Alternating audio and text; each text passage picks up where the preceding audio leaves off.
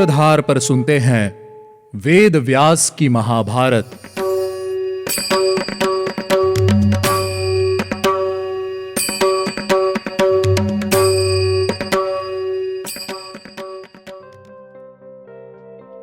आप सुन रहे हैं सूत्रधार प्रस्तुति वेद व्यास की महाभारत और मैं हूं आपके साथ आपकी सूत्रधार मान्या शर्मा। आज हम शुरुआत करेंगे हमारे 18वें एपिसोड की। इस एपिसोड में कर्ण का रंगभूमि में प्रवेश होगा। अब ये देखना रोचक होगा कि कर्ण के प्रवेश से रंगभूमि में क्या होने वाला है। कथा को आगे बढ़ाने से पहले चलिए लेते हैं एक छोटा सा रिकैप। पिछले एपिसोड में हमने भीम और दुर्योधन का रंगभूमि में युद्ध कौशल सुना। दोनों का युद्ध कौशल वहां बैठे सभी नगरवासियों में उत्साह जगा रहा था। आधे लोग भीम की जय जयकार कर रहे थे तो आधे लोग दुर्योधन की जय जयकार कर रहे थे। लोगों में बढ़ते उत्साह को देखकर द्रोणाचार्य ने अश्वत्थामा से उन दोनों को रोकने के लिए कहा, जिसके बाद अश्वत्थामा ने भीम और दुर्योधन के गदा युद्ध को रोक दिया। अब युद्ध भूमि में अर्जुन के प्रवेश का समय आ गया है, तो चलिए जानते हैं आगे की कथा। रंगभूमि में अर्जुन प्रवेश कर चुके हैं। सभी बाजों को बंद कराकर रंगभूमि में आकर द्रोणाचार्य ने कहा, दर्शकों, जो मुझे सबसे ज्यादा प्रिय है, जिसने समस्त शस्त्रों में निपुणता प्राप्त की है और जो भगवान नारायण के समान पराक्रमी है, उस इंद्र कुमार कुंती पुत्र का कौशल आप लोग देखें। आचार्य के कहने से स्वस्ति वाचन कराकर वीर अर्जुन गोह के चमड़े से बने हुए दस्ताने पहनकर बाण से भरा तरकस लिए धनुष के साथ रंगभूमि में दिखाई दिए। श्याम रंग वाले अर्जुन सभी का मन मोह रहे थे। अर्जुन के आते ही रंगभूमि में कोलाहल मच गया। चारों ओर तरह तरह के बाजे और शंख बजने लगे। देखो, ये अर्जुन है, महाराज पांडु के मझले पुत्र। ये देवराज इंद्र की संतान है। ये ही हमारे रक्षक हैं। अस्त्र विद्या के विद्वानों में ये सबसे उत्तम और सर्वश्रेष्ठ हैं। लोगों की बातें सुनकर कुंती को हर्ष और उत्साह महसूस हुआ। वही कोलाहल राजा धृतराष्ट्र के कानों में भी पड़ा। तब प्रसन्न होकर राजा धृतराष्ट्र ने विदुर से पूछा, विदुर, ये कोलाहल क्यों हो रहा है? रंगभूमि में क्या हो रहा है? विदुर ने उत्तर देते हुए कहा, महाराज, पांडु नंदन अर्जुन ने रंगभूमि में प्रवेश किया है, इसी कारण यह भारी शोर हो रहा है। राजा धृतराष्ट्र ने कहा, महापते, कुंती के तीनों पुत्रों से मैं धन्य हो गया हूँ। इन तीनों से मैं हमेशा अनुग्रहित और सुरक्षित हूँ। जब रंगमंडप थोड़ा शांत हुआ, तब अर्जुन ने अस्त्र चलाने में अपनी फुर्ती दिखाना शुरू किया। सबसे पहले उन्होंने आग्नेयास्त्र से आग पैदा की, फिर वारुणास्त्र से जल उत्पन्न करके उसे बुझा दिया। वायवास्त्र से आंधी चलाई और पर्जन्यास्त्र से बादल पैदा कर दिए। उन्होंने भौमास्त्र से पृथ्वी और पर्वतास्त्र से पर्वतों को उत्पन्न कर दिया। फिर अंतर्धानास्त्र के द्वारा वे स्वयं अदृश्य हो गए। वे देखते ही देखते बहुत लंबे हो जाते और पलक झपकते ही छोटे बन जाते। देखते ही देखते अर्जुन ने बड़ी फुर्ती और कुशलता के साथ छोटे बड़े सभी निशाने लगाए, और वो भी निशाने को बिना हिलाए डुलाए। वही रंगभूमि में एक लोहे का सुअर इस प्रकार रखा गया था जो सब और चक्कर लगा रहा था। उस घूमते हुए सुअर के मुख में अर्जुन ने एक ही बार में 5 बाण मारे। एक जगह गाय का सींग रस्सी से लटकाया हुआ था। अर्जुन ने उस सींग के छेद में लगातार 21 बाण मारे।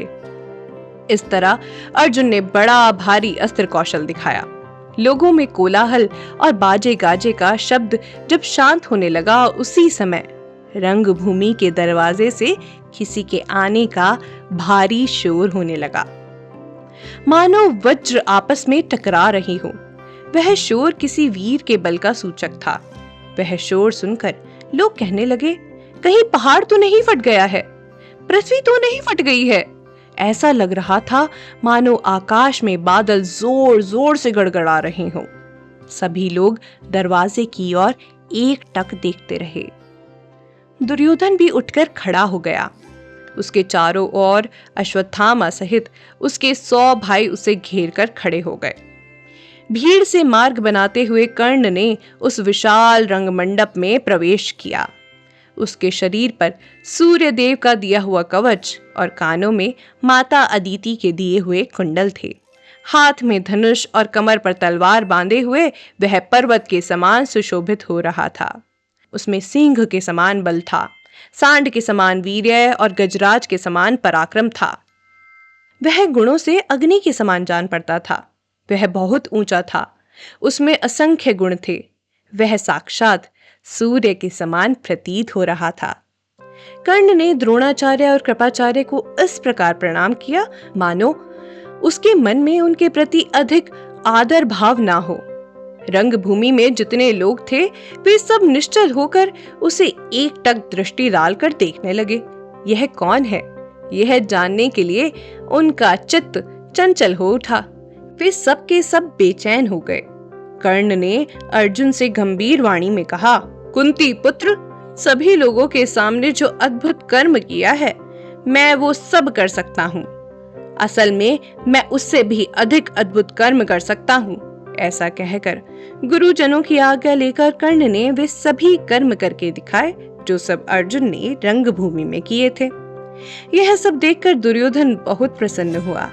दूसरी ओर ये सब देखकर अर्जुन के मन में लज्जा और क्रोध जाग उठा। दुर्योधन भाइयों सहित कर्ण के पास गया और उसे हृदय से लगा लिया और कहा, महाबाहो, तुम्हारा स्वागत है। तुम्हारे यहाँ आने से मुझे बहुत प्रसन्नता हुई। ये हमारे लिए सौभाग्य की बात है। कर्ण ने कहा, राजकुमार, आपने जो कहा मैंने सब किया। मैं आपके साथ मित्रता चाहता हूँ और अर्जुन से द्वंद्व युद्ध करने की इच्छा रखता हूँ। दुर्योधन ने कहा, कर्ण, तुम मेरे साथ उत्तम भोग भोगो और अपने शत्रुओं के मस्तक पर पैर रखो। वे सभी अर्जुन का अपमान कर रहे थे। कर्ण ने अर्जुन से कहा कि यह रंग मंडप तो साधारण है, साहस है तो बाणों से बातचीत करो, मुझसे युद्ध करके अपना कौशल सिद्ध करो। रंगभूमि में 2 दल बट गए और दोनों योद्धा युद्ध के लिए तैयार हो गए। अपने दोनों पुत्रों को आमने सामने देखकर कुंती चिंता से घबरा गई और मूर्छित हो गई। कृपाचार्य ने रंगभूमि में अर्जुन का परिचय देते हुए कहा, ये कुंती देव के सबसे छोटे पुत्र पांडु नंदन अर्जुन कुरु वंश के रत्न हैं, जो तुम्हारे साथ युद्ध करेंगे। कर्ण, इस प्रकार तुम भी अपना परिचय दो। यह सुनकर कर्ण का मुख लज्जा से नीचे झुक गया। इसी बीच दुर्योधन ने कहा, शास्त्रीय सिद्धांत के अनुसार राजाओं की 3 योनियां हैं, उत्तम कुल में जन्मे पुरुष, शूरवीर और सेनापति। अतः शूरवीर होने के कारण कर्ण भी राजा ही है। और अगर अर्जुन राजा से अलग किसी से युद्ध नहीं करना चाहता तो मैं कर्ण को अंग देश का राजा नियुक्त करता हूँ। राजा धृतराष्ट्र और गंगा पुत्र भीष्म की आज्ञा लेकर दुर्योधन ने कर्ण का राज्याभिषेक किया और उसे अंग देश का राजा बना दिया। राज्याभिषेक से प्रसन्न होकर कर्ण ने दुर्योधन से कहा, राजकुमार, आपने मुझे जो यह राज्य प्रदान किया है, इसके अनुरूप मैं आपको क्या भेंट दूं? आप जैसा कहेंगे वैसा ही होगा। यह सुनकर दुर्योधन ने कहा, अंगराज, मैं तुम्हारे साथ ऐसी मित्रता चाहता हूँ जिसका कभी अंत न हो। कर्ण ने तथास्तु कहकर हामी भरी और इसी तरह कर्ण और दुर्योधन की मैत्री हो गई। इस सीजन में बस इतना ही। अब मैं आपसे मिलूंगी हमारे तीसरे सीजन के साथ। यह जानना बहुत रोचक होगा कि आखिर अब आगे क्या होगा। क्या अर्जुन और कर्ण में युद्ध होगा? ये जानने के लिए आपको लौटना होगा हमारे अगले सीजन में। उम्मीद है आपको हमारा यह एपिसोड पसंद आया होगा। अगर आप इस एपिसोड से रिलेटेड कोई भी सवाल पूछना चाहते हैं तो हमारे social media platform Twitter, Facebook, Instagram पर हमसे संपर्क कर सकते हैं। हमारा सोशल मीडिया हैंडल है माय सूत्रधार। साथ ही साथ ऐसी ही अनेक रोचक पौराणिक कथाओं के वीडियो देखने के लिए आप डाउनलोड कर सकते हैं हमारी सूत्रधार ऐप। हमारी ऐप एंड्रॉइड और iOS दोनों यूजर्स के लिए उपलब्ध है। यहाँ आपको हर एक कहानी सुंदर चित्रण और सटीक फैक्ट्स के साथ मिलेगी। इसके अलावा आप श्री राम कथा, मिनी टेल्स पॉडकास्ट हिंदी और इंग्लिश, नल दमयंती प्रेम कथा हिंदी, इंग्लिश तथा ऐसी ही अनेक कहानियां अपने मनपसंद ऑडियो प्लेटफॉर्म पर सुन सकते हैं। लिंक आपको डिस्क्रिप्शन में मिल जाएगा। मैं आपकी सूत्रधार मान्या शर्मा मिलूंगी आपसे अगले एपिसोड में। याद रखिएगा, हम हर सोमवार और शुक्रवार आपसे मिलते रहेंगे।